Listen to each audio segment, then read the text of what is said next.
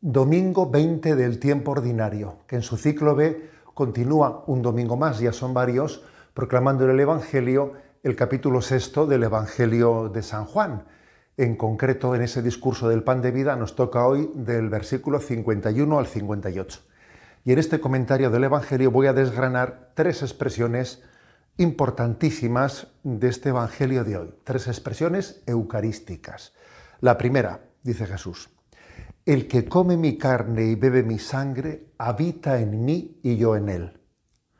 Es decir, se habla de la presencia de intimidad con Jesús, sí, en primer momento a través de las especies del pan y el vino. Jesús está realmente presente por la transustanciación en ese pan y ese vino. Pero ¿hemos pensado alguna vez qué ocurre con esa presencia de Jesús una vez que ese pan que lo hemos recibido ya se disuelve en nosotros? Entonces, ¿la presencia de Jesús pasa a ser una ausencia?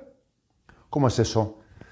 Y esta palabra que hemos leído, el que come mi carne y bebe mi sangre, habita en mí y yo en él, pues nos habla no de una presencia puntual, sino de una inhabitación. Es decir, en la Eucaristía, una vez que la presencia de Cristo se ha concluido porque el pan ya ha sido disuelto, su presencia pasa a alimentar la inhabitación de Dios en nosotros. El Padre, el Hijo y el Espíritu Santo, la Santísima Trinidad, inhabitan en el alma que vive en gracia de Dios. Y esa inhabitación de Dios es alimentada por la Eucaristía.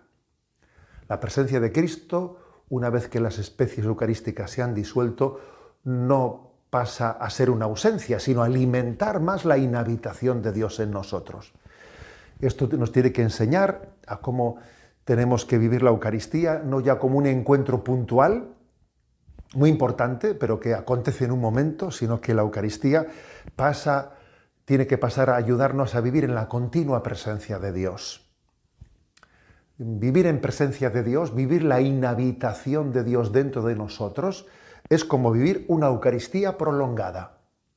Dios vive en nosotros, somos templo del Padre, del Hijo y del Espíritu Santo. Nuestra vida tiene que ser una Eucaristía prolongada. El que come mi carne y bebe mi sangre habita en mí y yo en él. Segunda expresión, que todavía concreta más lo anterior. Dice: al igual que yo vivo por el Padre, del mismo modo el que me come vivirá por mí. Esto, ¿en qué se traduce ese vivir por Cristo? El que me come vivirá por mí. Por una parte, en que recibimos la fuerza de Cristo para poder superar cansancios, desalientos, vivirá por mí, de mi fuerza, de mi gracia. Pero también en el sentido de que estamos llamados a eucaristizar nuestra vida, a que Cristo, la Eucaristía, nos da la clave de cómo tenemos que vivir nosotros nuestra vida. Quiero recordar que en alguna homilía os compartí un testimonio que a mí me había impactado, y es el testimonio de una madre de familia que con muchos hijos, sin embargo, compatibilizaba también la Eucaristía diaria y al mismo tiempo también su trabajo en la oficina. Y contaba ella que cuando regresaba a casa y sabía que llegaba el momento de abrir la puerta, sabía que los niños la estaban esperando y que venía el momento de los baños, de tener que entregarse plenamente a sus hijos, cuando ella ya venía cansadísima de la oficina, ¿no?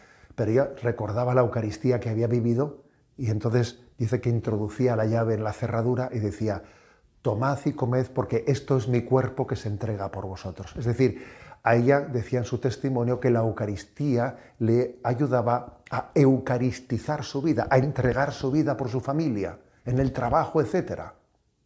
Si Cristo entregó, tomad y comed porque este es mi cuerpo, nosotros también entregamos junto con Cristo nuestra vida al servicio de los demás, ¿no? Y además también decir que el que me come vivirá por mí también es tomar conciencia de que Dios ama al prójimo, ama al mundo a través nuestro, de que es Dios el que está amando a los demás, sirviéndose de nosotros. Tercera expresión: el que coma de este pan vivirá para siempre. El que come mi carne y bebe mi sangre tiene vida eterna y yo lo resucitaré en el último día. Se está ligando la Eucaristía a la resurrección final. Solemos hablar mucho de la primera comunión, ¿no? Pero qué pocas veces hablamos del viático, de esa última comunión.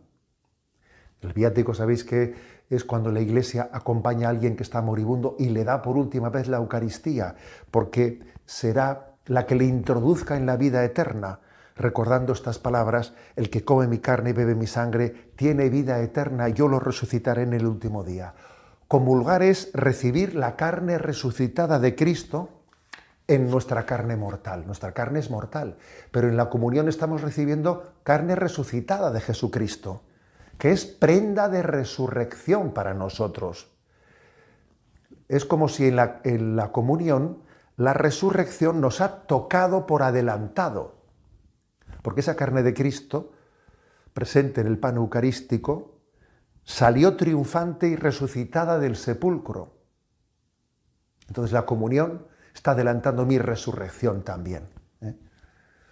Cada vez que recibimos la Eucaristía, estamos recibiendo las arras del cielo, el adelanto del cielo. La Eucaristía es el cielo en el exilio. El cielo es la Eucaristía en casa. Queridos hermanos, de la Eucaristía al cielo, de la Eucaristía al cielo.